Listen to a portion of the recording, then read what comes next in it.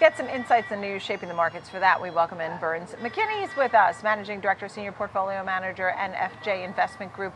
Thank you for being with us. So, we've heard from the Fed, and look, it doesn't sound like they're making any moves anytime soon. They're not convinced just yet that sustainably we are on our way to that 2% target. So right now we're on hold, right? What do you think is happening here? Well, really, this entire calendar year so far has involved the markets just kind of converging on basically the dot plot that the Fed put out in December. The markets got a little bit ahead of themselves in December, pricing in 4, 5, even 6 rate cuts this year, despite the fact that the dot plot had only suggested 3. And you've seen a bit of a convergence there. You've seen Fed governors really put out a bit of a hawkish tone so far this year. And likewise, inflation figures have been, it's continuing to come down. But that said, it's showing that it's going to be stubbornly sticky. Really, the good news we've had so far this year for stocks has been that in many ways, the markets have kind of taken the training wheels off insofar as for so much of last year, the primary mover for stocks has been what inflation is doing and how that might impact interest rate policy. But really, despite the fact that you had inflation coming in a little higher than expected and a more hawkish Fed, we had a fantastic first quarter, which suggests that the markets have, in many ways, transitioned to focusing a bit more on just the fundamentals, and namely the fact that there was a fairly solid earnings season. Yeah, understood. We're, of course, waiting on the big jobs report tomorrow. So I'd love to ask your thoughts on jobs and the economy overall. What happened to that recession chat that people were having?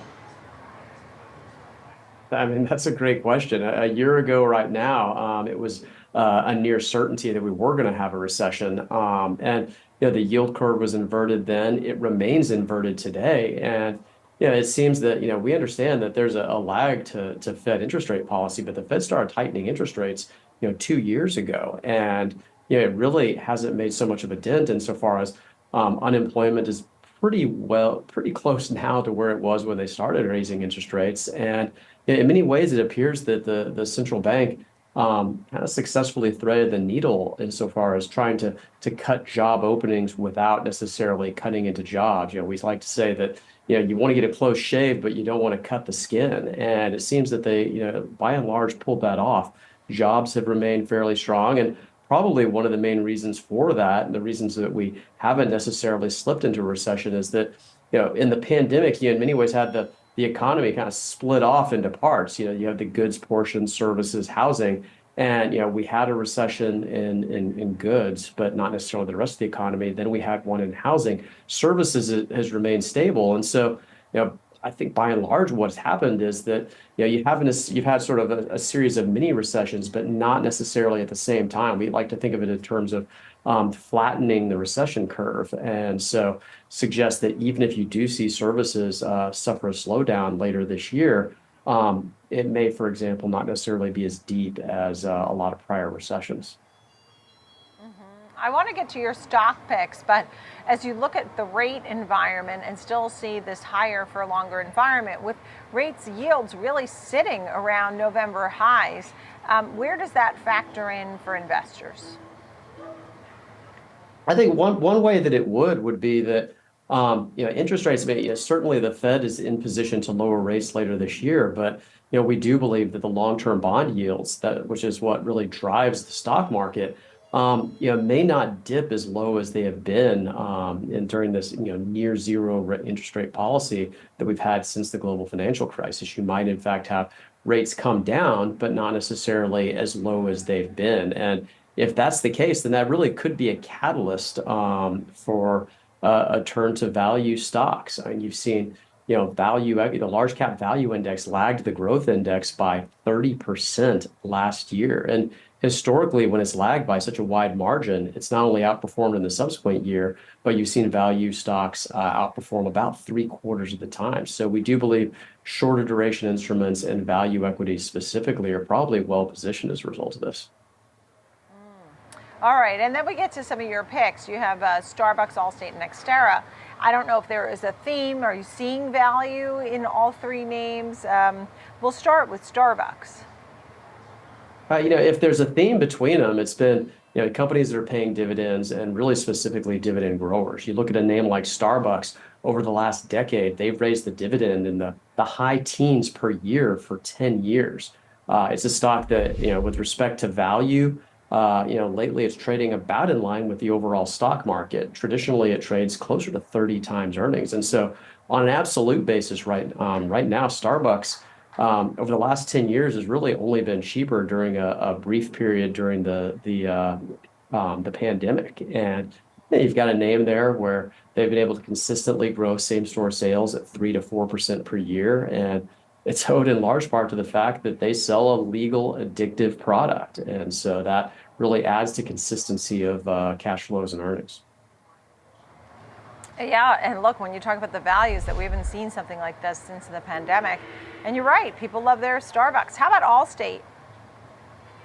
Yeah, Allstate's one. It's in a way it seems a contrarian play because it, as well as a lot of the property and casualty insurers, got absolutely hammered last year. You've seen for the insurance industry, claims have been up for a couple of reasons. One of which is you just have drivers returning to the roads, so you have more collisions.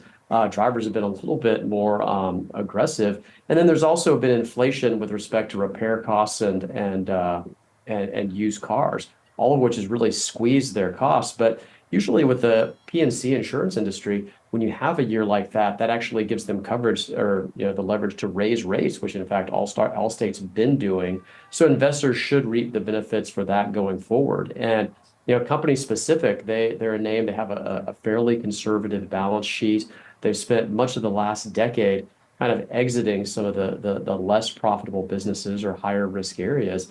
And I think what's really interesting to us is that they've been one of the first movers and one of the leaders in telematics, whereby they install devices in cars or on cell phones that give them real-time driver behavior, which allows them to better price risk and better price policies. All right. Everybody's been watching all the insurance names really closely. And then there's Nextera Energy. Tell us a little bit about this story and where you think this is headed. Yeah, the same story as Allstate. It's a name that did lag a bit last year, and as a result, investors get a fantastic entry price. Looking at Nextera right now, it's cheaper than the overall stock market for the first time in about 6 years, and in fact, at around 16 times earnings, the discount to the S&P 500 is the cheapest it's been since 2010. You're going back almost 15 years. Dividends, again, going to the same thing we talked about with Starbucks. They've been an aggressive dividend grower. That dividend, it's not the highest dividend yield at about 3+% among utilities, but it's one of the best growing. They've tripled that dividend over the last decade. And from the perspective of investors, it's got they're the largest electric utility in Florida, which is an area where you have good demographics. You have a lot of people moving there. You have a friendly regulatory regime.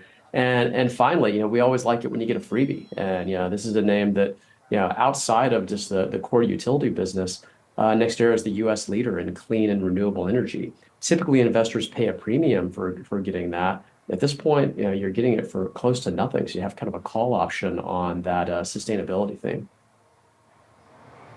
All right, Burns McKinney, great to see you, and FJ Investment Group. Thank you.